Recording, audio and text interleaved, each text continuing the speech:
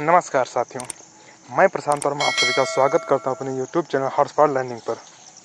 आज के इस वीडियो में हम लोग सीखेंगे कि जो वैक्सीन एफिकेसी रेट होता है वो कैसे निकाला जाता है। जो वैक्सीन को कई लोग पूछते हैं कि इसका एफिकेसी रेट 95%, इसका एफिकेसी 85% या 98, ऐसे कुछ वैक्सीनों का अपना अपना एफिकेसी रेट होता है। वो एफिकेसी रेट का पता कैसे लगाया जाता है, उसका फार्मूला क्या होता है, उसको कैसे फाइंड किया जाता है और किस वैक्सीन का कितना एफिकेसी रेट है, ये भी हम सीखेंगे। तो हम देखते हैं एफिकेसी क्या होता है। एफिकेसी जब वैक्सीन जो होती है, वैक्सीन को कितनी कारगर साबित होती है और निकालने के लिए एक मापांक होता है जिसे मापा जाता है, जिसे एफिकेसी रेट कहा जाता है। कुछ लोग होते हैं जो ये पूछते हैं कि हाँ कौन सी वैक्सीन अच्छी है, कौन सी वैक्सीन नहीं अच्छी है, या फिर वो लीगल तौर पे यानी कि उनको एक डॉक्यूमेंट ला के दो कि हाँ ये वैक्सीन इतनी अच्छी है, वैक्सीन इतनी अच्छी, कैसे पता चला। तो उनके लिए हम ये लेकर आए हैं। आप लोग देख सकते हैं कि कैसे एफिकेसी रेट निकाला जाता है। तो इसमें एक टर्म आप याद कर लें। पहले तो होता है इसमें प्लेसिबो। प्लेसिबो प्लेसिबो क्या होता है? प्लेसिबो को हम क्या लिख सकते हैं? फेक वैक्सीन लिख सकते हैं। फेक वैक्सीन मतलब क्या होता है? कुछ लोगों को मतलब हमें 10 लोगों को वैक्सीनेशन करना है, 10 लोग हैं उनको वैक्सीनेशन करना है। इसमें से 5 लोग ऐसे हैं जिनको हम रियल वैक्सीन दिए हैं, जो वैक्सीन है, और जो 5 लोग बचे उनको हम प्लेसिबो दिए हैं। इनको 5 लोग को वैक्सीन दिया और इनको 5 लोग को प्लेसिबो दिए हैं। मतलब क्या है इसका? ये 5 लोग प्लेसिबो, मतलब क्या प्लेसिबो देते क्या हैं? क्योंकि अब इनको ये नहीं पता कि हमें वैक्सीन मिला या प्लेसिबो मिला है।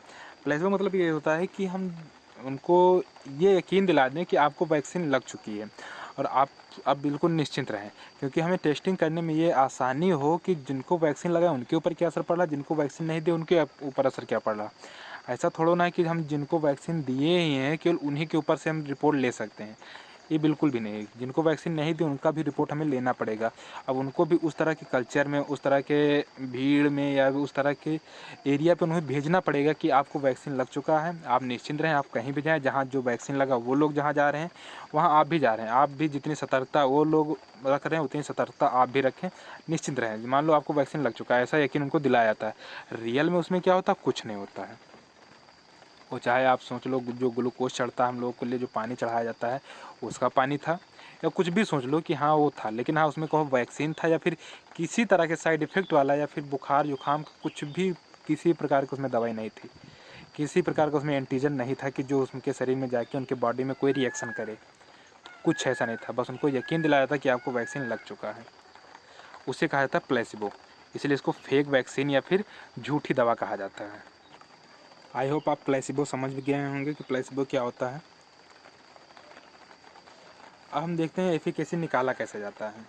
एफिकेसी निकालने के लिए एक सिंपल सा फार्मूला होता है, जिसे attack rate in the unvaccinated minus attack rate in the vaccinated, यानी जो वैक्सीनेटेड किया गया उन पे ऊपर क्या असर पड़ा है, जो अनवैक्सीनेटेड हैं जिनके ऊपर प्लेसिबो दिया गया उनके ऊपर क्या असर पड़ा है, अपान attack rate in the unvaccinated multiply 100। ये होता है इसका फार्मूला। ठीक, तो अब इसके हिसाब से जो रिसर्च हुई है उसको देखते हैं। सभी वैक्सीन का जो एफिकेसी रेट है वो इसी फार्मूला निकाला जाता है। जो हमारे पास रिसर्च का डाटा है वो हमारे फाइजर कंपनी का है। फाइजर की जो वैक्सीन है उसका है। उन्होंने क्या किया था, जो 43,000 लोगों पे मतलब कि जो वैक्सीनेशन है उसको अप्लाई किया था एफिकेसी निकालने के लिए। तो उसमें से लगभग 21,500 लोगों को दिया गया था प्लेसिबो और उसमें से 21,500 लोगों को दिया गया था वैक्सीन। कितने? 21,500 लोगों को प्लेसिबो, 21,500 लोगों को वैक्सीन दिया। कुल कितने थे? 43,000 लोग थे। अब क्या किया, इन लोगों को इतना मोटिवेट किया गया कि आप लोग सभी लोग जो 43,000 हैं इन सभी लोगों को वैक्सीन मिल चुका है। आप इन बिल्कुल ना याद रखें कि हमें प्लेसिबो दिया गया वैक्सीन, किसी को पता भी नहीं था कि हमें प्लेसिबो दिया गया है।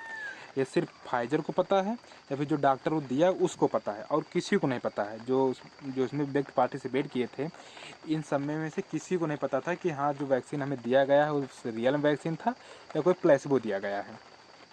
अब क्या हुआ, इसका रिजल्ट जो आया, इसका रिजल्ट जब देखा गया 3-4-5 महीने बाद, तो लगभग 170 लोग ऐसे थे इन सबका टेस्ट किया गया तो 170 लोग ऐसे थे जो कोविड पॉजिटिव निकले। अब 170 लोगों को क्या हुआ, कोरोना पॉजिटिव, यानी दोनों पुनः संक्रमित हो गए। तो इसमें निकाल क्या सकते हैं, अब 170 कौन से थे, 43,000 में से 170 थे। तब इनमें से जो 170 निकले हैं, यानी जिनको कोविड पॉजिटिव हुआ है, यानी कोरोना पॉजिटिव हुए हैं वो लोग, तो मैं देखो कई कंडीशन हो सकती है। पहली कंडीशन क्या हो सकती है कि दोनों लोग यानी कि बराबर संख्या रहो, यानी कितनी, लगभग 85-85 दोनों लोग रहे हों, या फिर ऐसा हो कि जिनको वैक्सीन लगा, ये अनवैक्सीनेटेड है, वैक्सीनेटेड है, जिनको वैक्सीन लगा उनको किसी में से किसी को संक्रमण ही ना हुआ हो, यानी कि वो जीरो हों। तो अनवैक्सीनेटेड कितने हो जाएंगे, 170 हो जाएंगे, जो वैक्सीनेटेड हो जीरो हो जाएंगे। या फिर जो कुछ और भी डाटा होता है, कुछ वैक्सीनेशन जो वैक्सीनेटेड है उसमें से हों, कुछ अनवैक्सीनेटेड से उसमें से हो।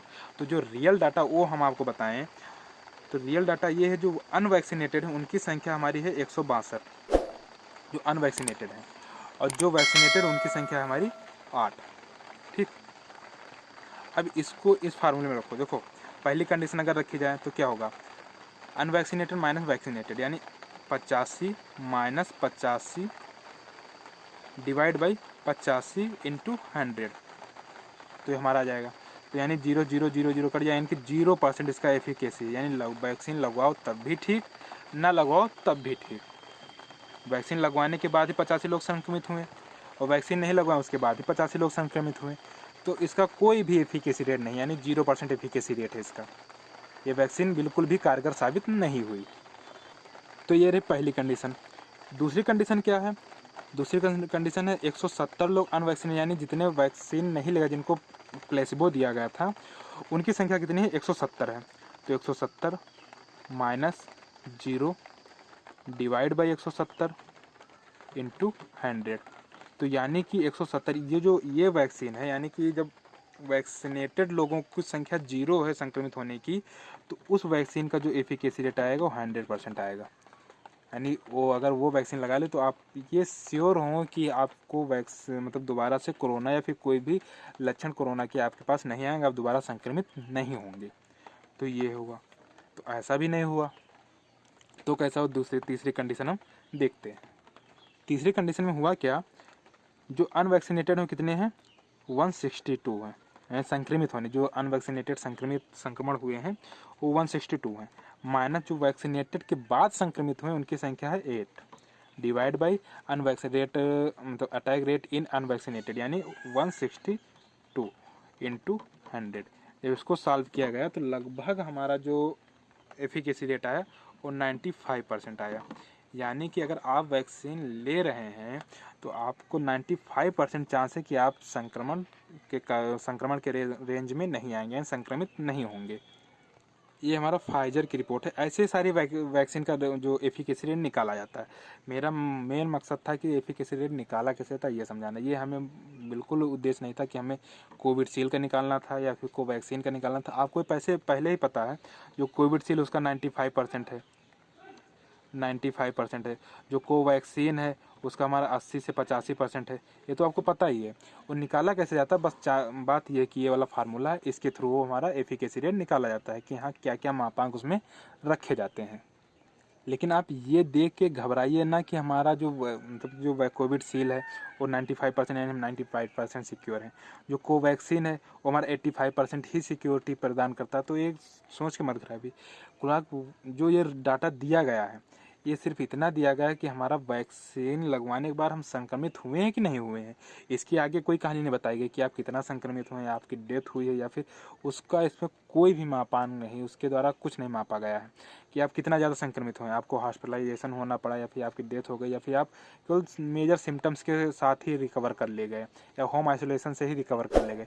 इसमें इसकी चर्चा नहीं। बस हाँ आपको संक्रमण हुआ है तो आप इस कैटेगरी में आ गए, यानी 162 के रेंज में आप 170 के रेंज में आप आ गए। आपको संक्रमण हो 170 के रेंज, लेकिन आप संक्रमण के बाद कितना ज़्यादा खींचे हैं वो इसमें चर्चा नहीं किया गया। तो आप इस डाटा को देख के 95% डाटा को देख के ना परेशान हो। हम थोड़ा आगे बढ़ते हैं तो आपको बताते हैं। यहाँ पे देखें, वैक्सीन का मेन काम क्या होता है, हमारे शरीर में एंटीबॉडी बनाना। यानी वैक्सीन हम लगा लिए तो हमारे शरीर में एंटीबॉडी वो बनाए, ये हमारा उसका मेन उद्देश्य, उससे हमारी अपेक्षा होती है कि एंटीबॉडी हमें वो प्रोड्यूस करे। तो वैक्सीन का मेन काम ये होता है।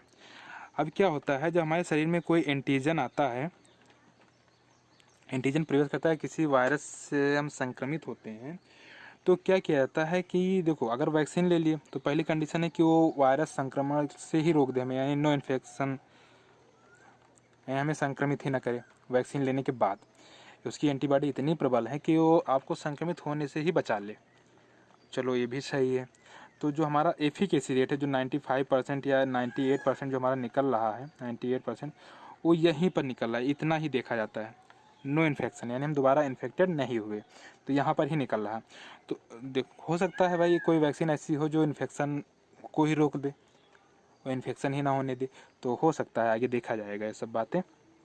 या फिर हम इन्फेक्टेड तो हो गए, अब देखो वायरस तो इतना ज़्यादा फैल चुका, कहीं ना कहीं आप मिल ही जाएगा, हम पहले ही आपको बता चुके हैं, कहीं ना कहीं किसी रूप में मिल जाएगा। आपकी इम्यूनिटी पावर कितनी पावरफुल है, या फिर आप कितना सतर्क रहते हैं, आप पे डिपेंड करता है। अगर सोचो कि वायरस ख़त्म हो चुका, तो ये बिल्कुल अनलीगल बात है, वायरस ख़त्म ही नहीं हुआ है। क्योंकि जो इस समय वायरस कंट्रोल है, सरकार द्वारा किए गए प्रयासों द्वारा तथा हम लोगों द्वारा जो प्रयास किए गए, या फिर जो टाइम सैनिटाइजेशन, या फिर मास्क का उचित दूरी, सोशल डिस्टेंसिंग का जो पालन किया गया, या लॉकडाउन जो लगाया गया, उसके द्वारा थोड़ा स्थित कंट्रोल में है। लेकिन अगर ये सोचो कि वायरस ख़त्म हो गया, तो बिल्कुल निराधार बात है, वायरस अभी भी है। बस हाँ, वो आपका इंतज़ार कर रहे हैं कि आप कब आएँ, कब हम आपको चपेट में लें, यही है। तो आप यहाँ पे देखते हैं, आप इन्फेक्टेड तो हो सकते हैं, वैक्सीन लेने के बाद भी इन्फेक्टेड होते हैं, लेकिन उसके बाद वैक्सीन अपना काम करती कि नहीं करती। आप चलो इन्फेक्टेड हुए, ठीक है, इन्फेक्शन के बाद आपको सिम्टम्स ना नजर आए, यानी इन्फेक्टेड हुए, पता भी नहीं चला कब हम इन्फेक्टेड हुए, कब रिकवर कर गए, हमें पता भी नहीं चला, सिम्टम्स भी ना नजर आए। अगर सिम्टम्स नज़र भी आए, तो थोड़ा सा खांसी जुकाम बुखार हमें आ भी जाए, तो 1-2 पैरासीटामॉल लेने के बाद हम सही हो जाएं, कोई दिक्कत नहीं। तो यहाँ पर भी ठीक है। उसके बाद अगर और ज़्यादा सिम्टम बढ़े, यानी मॉडरेट तक हम अगर पहुँचे, तो वहाँ तक भी मॉडरेट सिम्टम्स मतलब ये हुआ कि हमें बुखार जुखाम खांसी थोड़ा और ज़्यादा आया, 2-3 दिन तक दवा लेना पड़ा, हफ्ते भर दवा लेना पड़ा, ठीक हो गए, चल गया। लेकिन अगर यहाँ तक देखा जाए, वैक्सीन का अगर यहाँ तक एफिकेसी रेट निकाला जाए, यहाँ तक मतलब कि ये 4 मॉडरेट सिम्टम्स तक, तो एक किसी वैक्सीन के आप देख लो, उसका जो एफिकेसी रेट आता है वो 99.9% आता है, अगर मॉडरेट सिम्टम्स देखा जाए तो। कितना? मॉडरेट सिम्टम्स तक, यहाँ तक लगभग सभी वैक्सीन यहाँ तक बचा सकती हैं। अब मतलब कि मैक्सिमम लोगों को यहाँ तक बचा सकते हैं, मॉडरेट सिम्टम्स तक जाएंगे, लेकिन हाँ वहाँ से बच सकते हैं, आपको थोड़ा सा दवा करना पड़ेगा, लेकिन आप बच जाएंगे। उसके बाद क्या आता है? सेवरेट सिम्टम्स, यानी कि ये ऐसा कंडीशन है कि आपको हो सकता है होम आइसोलेशन की ज़रूरत पड़ जाए, होम आइसोलेशन हो जाए, कुछ वैक्सीन कुछ दवा खानी पड़े, कुछ ज़्यादा दिन तक आपको उपचार करना पड़े, हो सकता है। तो ये भी कहीं तक सही कंडीशन। लेकिन उसके बाद अगर बात की हॉस्पिटलाइजेशन की, तब ये थोड़ा दर्दनाक, यहाँ पे आपको वेंटिलेटर की या ऑक्सीजन की आवश्यकता पड़ सकती है, और उसके बाद अनफॉर्चुनेटली या फिर दुर्भाग्यपूर्ण से किसी की डेथ भी हो जाती है, जो अभी आप पीछे देखें डाटा, जिसमें 10 लाख में से सर 3 लोगों की डेथ की रिपोर्ट आई है, यानी कि जो हमारे पास डाटा है उसके हिसाब से। तो ये यहाँ तक कितने लोग पहुँचते हैं? 0.0003% लोग जो वैक्सीन लिए हुए हैं इस कंडीशन तक। हाँ, आपको इन्फेक्शन होगा चलेगा, सिम्टम्स होगा चलेगा, माइल्ड सिम्टम्स होंगे तब भी चलेगा, मॉडरेट सिम्टम्स होगा तब भी चलेगा, क्योंकि आप रिकवर कर लें। खांसी जुकाम बुखार तो आना ही है, आप वैक्सीन लेते हैं उसके बाद भी लगभग 2-4-10 दिन परेशान होना पड़ता है।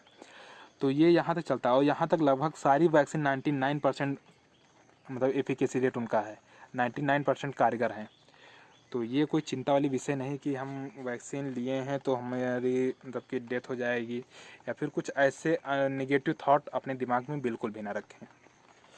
अब ये था अभी तक जो हमारे पास डाटा था। अगर अब इसके बाद हमारी राय पूछी जाए कि आपकी राय क्या है, तो हम तो यही कहेंगे कि आप जल्द से जल्द जितनी जल्दी हो सके आप रजिस्ट्रेशन करें और अपना वैक्सीनेशन ज़रूर लें। अगर आपकी बारी आ रही तो वैक्सीन तुरंत लें, उसमें कोई भी डरने वाली बात या फिर किसी तरह से आप परेशान ना हो, वैक्सीन पूरी तरह सही है। आप जितनी ज़्यादा वैक्सीन ले लेंगे उतने ही जल्दी आप अपने आप को सिक्योर कर सकेंगे। जैसे अभी देखे हैं जो हमारा ग्रीन फंगस निकला है मध्य प्रदेश के इंदौर से, तो अगर वैक्सीन ले लिए आप संक्रमित ही ना हो तो क्या ज़रूरत है मतलब कैसे वो आ जाएगा हमारे पास ग्रीन फंगस या ब्लैक फंगस येलो फंगस कुछ कैसे आएगा। ये सारे जो फंगस का असर पड़ता है वैक्सीन मतलब कि जो कोरोना पॉजिटिव होकर रिकवर कर लेते हैं उनको दिक्कत आती है। तो आप वैक्सीन लें, कई सारी बीमारी से बचेंगे, अपने को बचाएं तथा अपने परिवार को सुरक्षित करें। आई होप वीडियो लंबा हो गया होगा थोड़ा सा, लेकिन आपको सारी बातें समझ में आ गई होंगी। तो आज के लिए बस इतना ही। खुश रहें, मस्त रहें, अपना ध्यान रखें, अपने परिवार वालों का ध्यान रखें। तब तक मिलेंगे किसी नेक्स्ट वीडियो में, तब तक के लिए जय हिंद, धन्यवाद।